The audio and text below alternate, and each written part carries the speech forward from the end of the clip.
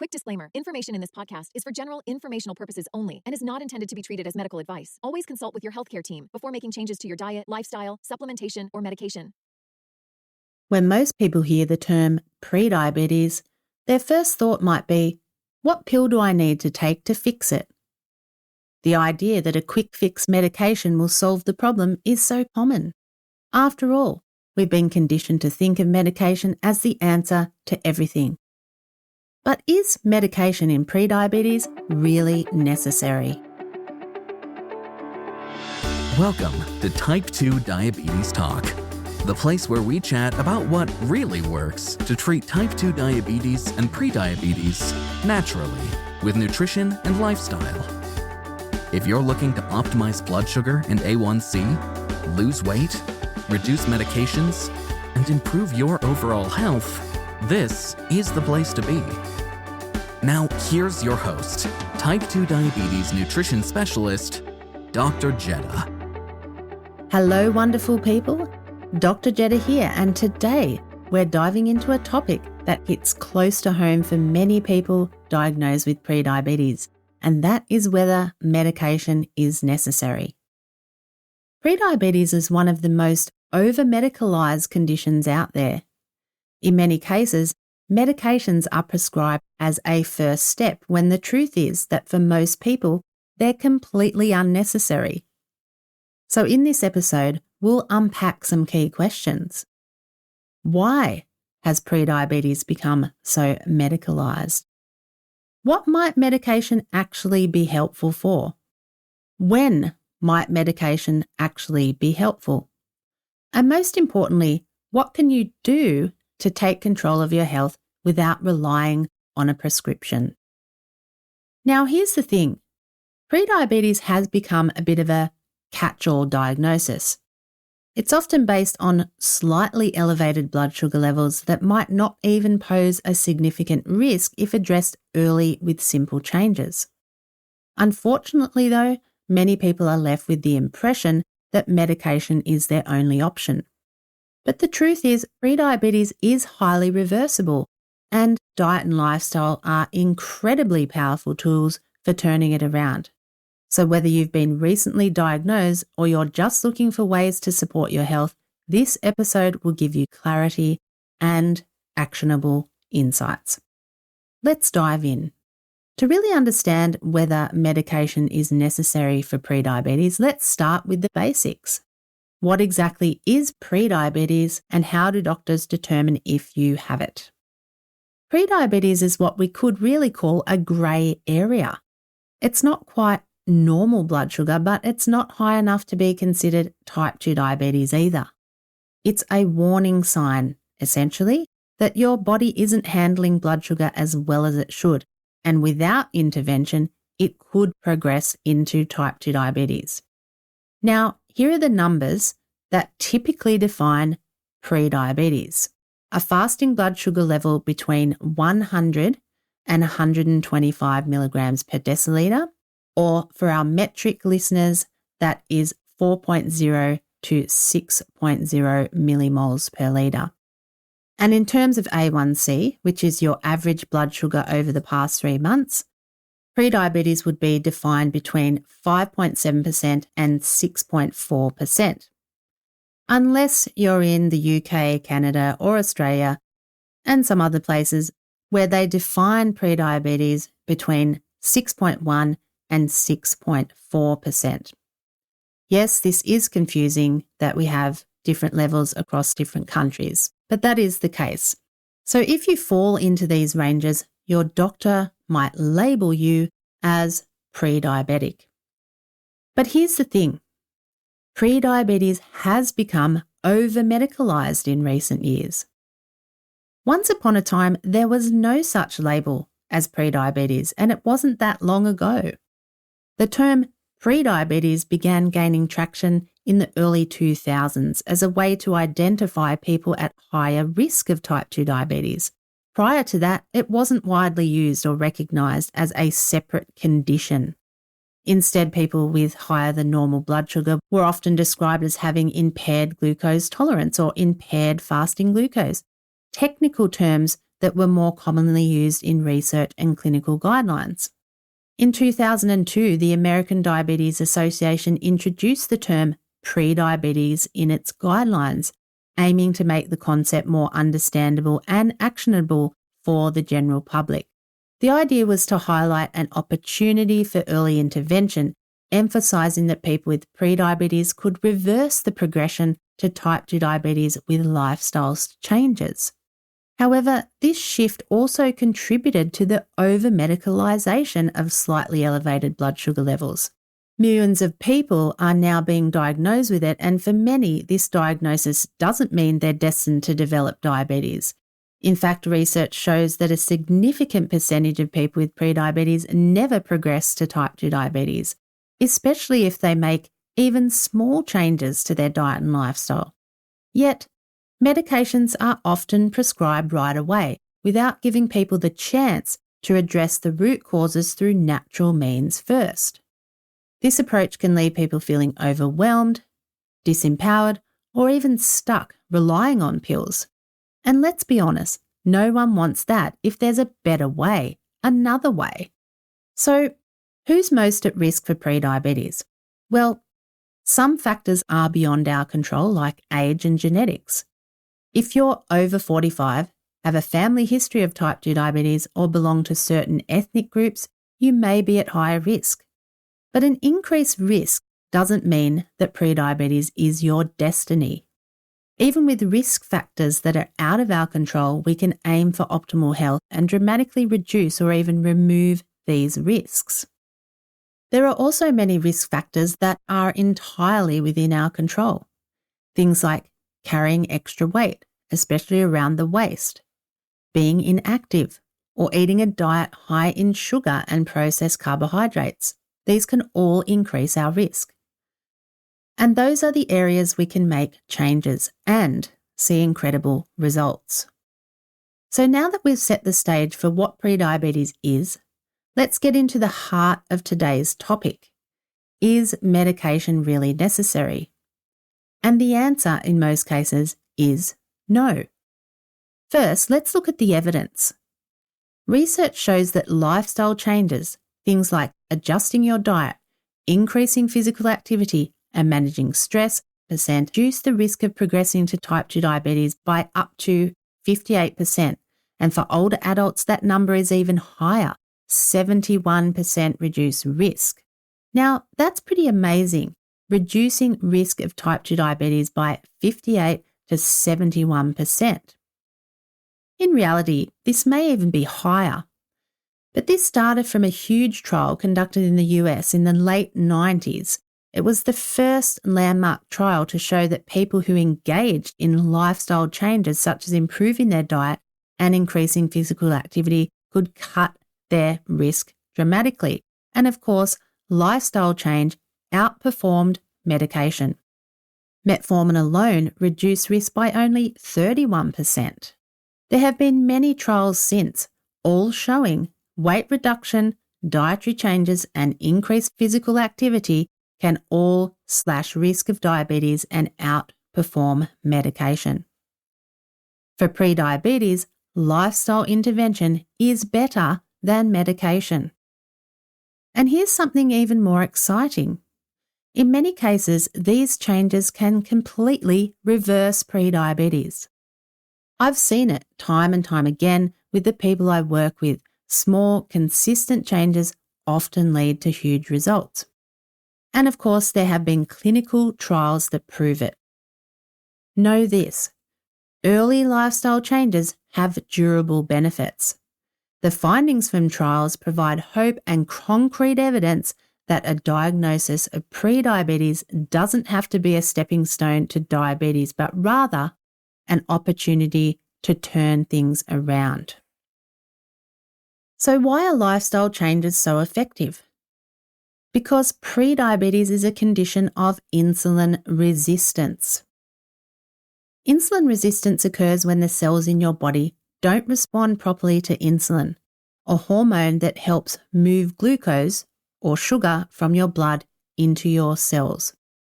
It's like your body is trying to unlock a door, but the key, which is insulin, isn't working as well as it should.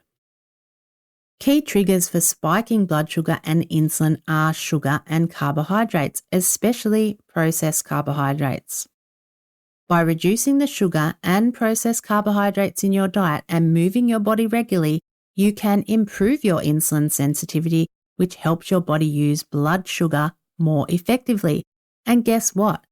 That's something no pill can do quite as well. Now, let's talk about medications. The most commonly prescribed medication for prediabetes is metformin. Metformin works by helping to reduce insulin resistance and slowing the liver's release of glucose into the bloodstream. While metformin can be helpful in certain cases, it's important to remember that it's not a cure. It might help lower your blood sugar temporarily, but it only masks symptoms and doesn't address the root cause of prediabetes. And medication can't address key things like poor diet, lack of exercise, or even stress. And let's not forget about potential side effects: nausea, digestive discomfort, and a risk of vitamin B12 deficiency over time. That said, there are situations where medication might play a role. If you're at very high risk of developing type 2 diabetes, or if you have additional conditions like polycystic ovary syndrome or severe insulin resistance, your doctor might recommend medication as a supportive tool. But even in these cases, medications should complement, not replace, nutrition and lifestyle changes. Think of them as a temporary bridge, not a long-term solution. The key takeaway here is that medication isn't a substitute for addressing the root cause of prediabetes. Most people are prescribed pills because it's quick and easy, because that's the default of the medical model, not necessarily because it's the best solution for their health. The truth is, you have the power to reverse prediabetes naturally, and most people can do so without ever needing medication. Prediabetes. It's your opportunity to do something now and completely change your health for the better. With Dr. Jetta's Prediabetes Reset program, you'll discover how to reset your blood sugar balance and metabolism to normal, rebalance your weight effortlessly, and avoid or stop medications. Take the Prediabetes Reset program and gain back your life today. Learn more at type2diabetestalk.com/programs. All right, let's get into the good stuff. What you can actually do to reverse prediabetes naturally. Well, the power is in your hands, and it all starts with choices you make every day. Small, consistent changes in your diet, activity levels, and lifestyle can make a huge difference. We've covered these things in previous episodes, but let's break it down here again as well. Let's talk about food first. What you eat is one of the biggest factors in achieving normal blood sugar and targeting insulin resistance. Here's the key. Prediabetes isn't about counting calories. It's about managing carbohydrates. When you eat foods high in carbs, especially refined ones like sugary drinks, sugary snacks, sodas, and processed foods, and when you eat too many high-carb starchy foods like the pasta, noodles, cereals, crackers, and rice, your blood sugar spikes. Your insulin spikes too. Over time, these constant spikes wear out your body's ability to handle glucose. They worsen blood sugar control and they worsen insulin resistance. So what can you do? Cut out the sugary drinks, sugary snacks, sodas, and processed foods. Reduce the amount of carbohydrates in your overall eating plan. Our modern diet is based on many high carbohydrate processed foods. Cereals or toast for breakfast, sandwiches for lunch, a big bowl of pasta for dinner, or a pizza. It's all carbohydrate. If your meal plan looks like this, where is the protein you need to build cells and regulate hormones? the healthy fats you need for your brain to function. In most cases, people are not eating a balanced diet, but one full of poor quality carbohydrate foods, and that's a large part of the problem. Instead, focus on eating whole, nutrient-dense foods that are naturally lower in carbohydrates. Non-starchy vegetables like broccoli, spinach and cauliflower should make up the bulk of your meals. Of course, that's not an extensive list of vegetables because there are many non-starchy vegetables to choose from, and again, these should make up the bulk of your meals. Protein-rich foods like eggs, fish, chicken are fantastic because they help keep you full and don't raise blood sugar. Again, that's not an extensive list of the protein-rich foods that are available to you. Healthy fats like avocado, olive oil and nuts not only taste great but also help keep you satisfied, reducing cravings for sugary or starchy foods. What you eat is going to have the biggest impact on your prediabetes, so start there. Next up, movement. Exercise is a powerful tool for improving insulin sensitivity, which is exactly what your body needs to reverse prediabetes. You don't need to spend hours at the gym. In fact, walking for just 10 minutes, 20 minutes, 30 minutes after meals can make a big difference. Why? Because it helps your muscles use glucose for energy, lowering your blood sugar naturally. Now let's talk about two areas that often get overlooked: stress and sleep. When you're stressed, your body releases a hormone called cortisol. It's part of the fight or flight response, but chronically high cortisol levels can make your blood sugar harder to manage. So stress management is crucial. And sleep? Well, that's a non-negotiable. Poor sleep can increase insulin resistance and make it harder to control cravings. So you want to be aiming for between 7 to 9 hours of quality sleep each night. Before we talk further about how you can avoid unnecessary medicalization of your prediabetes, let's hear a testimonial from one of our members. Susan said, "I love the library. It's full of helpful and valuable information. I love a lot of the recipes, and the cooking class videos are great too. My blood sugar has stabilized quite a bit. I am classified pre-diabetic, so I don't test too often, but my morning tests have gone from being 7 to being pretty consistently between 5 and 6. I love the site overall, really. The advice is simple to understand and follow. It makes sense, and it works. I have recommended this site to several friends and family members and will continue to do so." At this point, you might be thinking, okay, I get it. Diet and lifestyle can work, but what happens if my doctor suggests medication anyway? This is where advocating for yourself becomes so important. You have the right to take control of your health journey and make informed decisions about your care. After all, you are the boss of you. The first step in avoiding overmedicalization is to ask the right questions. If your doctor recommends medication, try asking, is this absolutely necessary, or can I try diet and lifestyle changes first? What are the risks and benefits of starting medication versus making lifestyle changes? How long would I need to be on this medication, and are there alternatives to explore?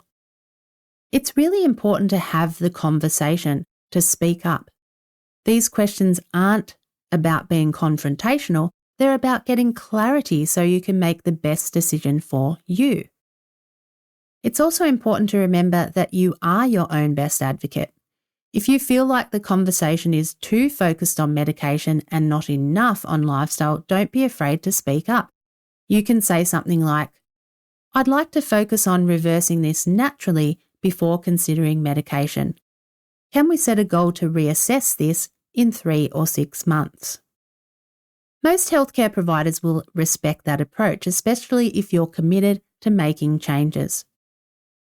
And remember, it's okay to seek a second opinion or work with a provider who supports a lifestyle-first approach.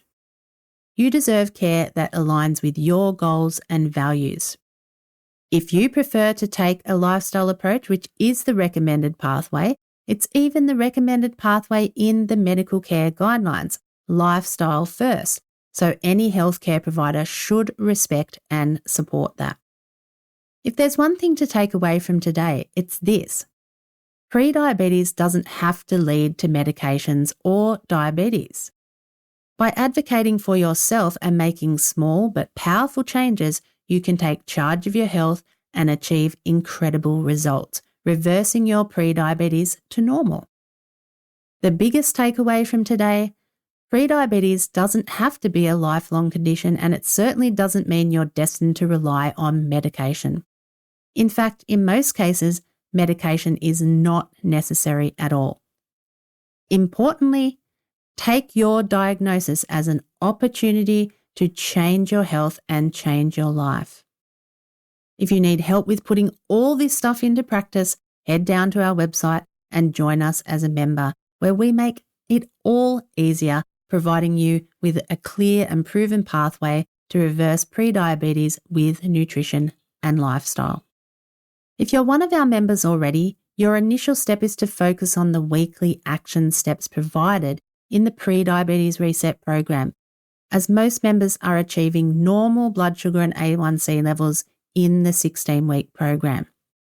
If you're taking metformin and wish to stop taking it, head to the health map on reducing or stopping medication, which lays out the step-by-step process to make this happen and provides a checklist and a letter for your doctor to help support this process too.